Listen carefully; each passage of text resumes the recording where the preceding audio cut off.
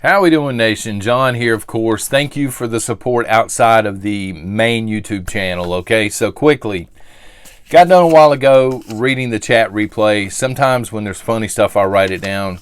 Somebody posted Biden smokes kitty litter. I just wanted to mention that before we get into more serious stuff here. So, the man they're looking for, and as I'm filming this, they still haven't caught him.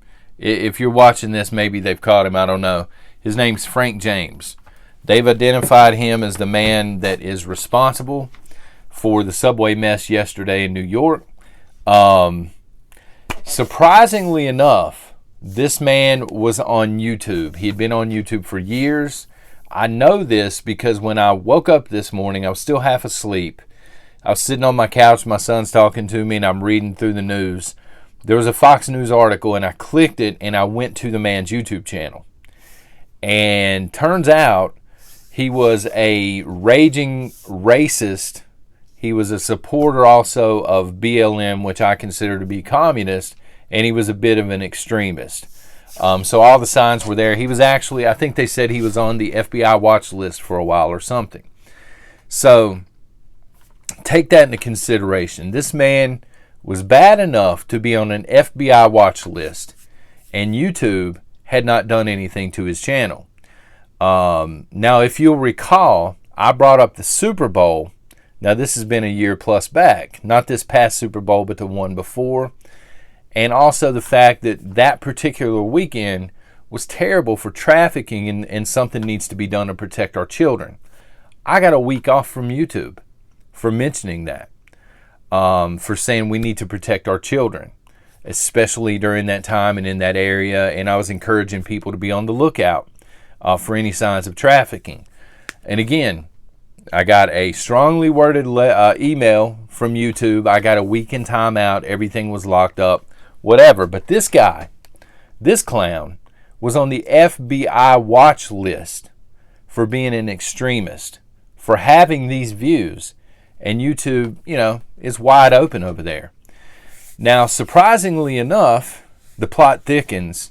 His YouTube page is no longer there. The chat got done. I watched the replay, and then I went to find his channel, and they've totally ghosted it. Luckily, and I will link this down below, there's a copy of a bunch of stuff on Rumble. People had thought to, hey, go ahead and snag it, copy it, and put it on Rumble. So again, I'll link that down below, but y'all can see what I'm talking about. Why did they ghost this man's channel? Well, my theory is, this is opinion, he looks the wrong way.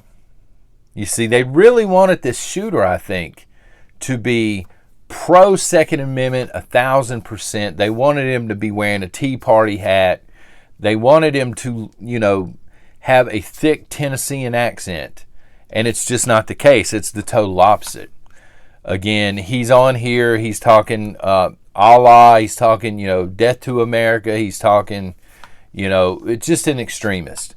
There's several videos where he is BLM 1,000%. He is putting other races down outright. He is threatening harm to other races in the videos. YouTube does nothing.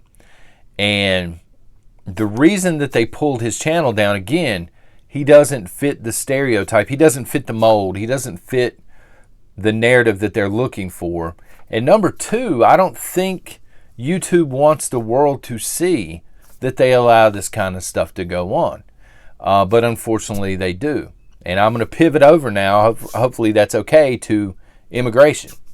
Now, I don't think this guy, was an immigrant. I think he was a citizen here in the United States. I forget where he's from. He was not from New York City. They said he drove in. But herein lies the problem with illegal immigration, at least. We don't know where these people are from. We don't know if they hold the same type views.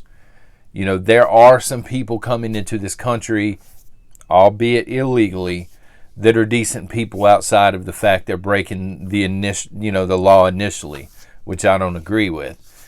But there are also people coming in that have these same views, that have the whole death to America view, and they're coming here to do this country harm, or they're bringing drugs and things in. So it kind of number one, I've got to ask this. What's the point in having an FBI watch list, putting somebody on it?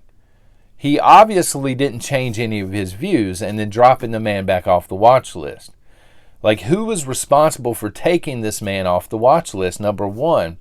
Number two, how are you on the FBI watch list and you have a YouTube channel in the wide open promoting this stuff? And other channels that are promoting canning. I know some prepping content creators that are promoting canning or hunting, stuff like this. They get flagged. I don't understand how this process works.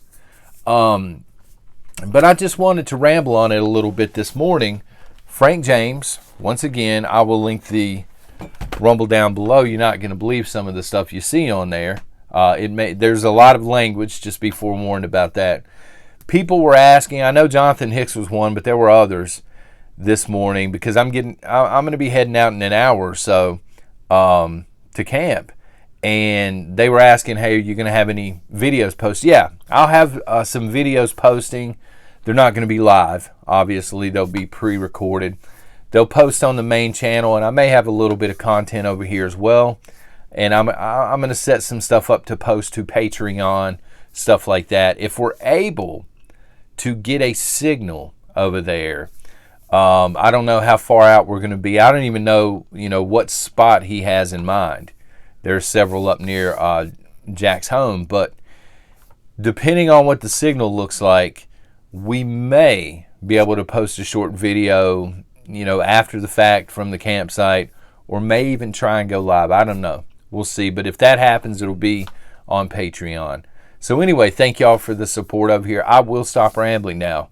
Y'all take care, and God bless.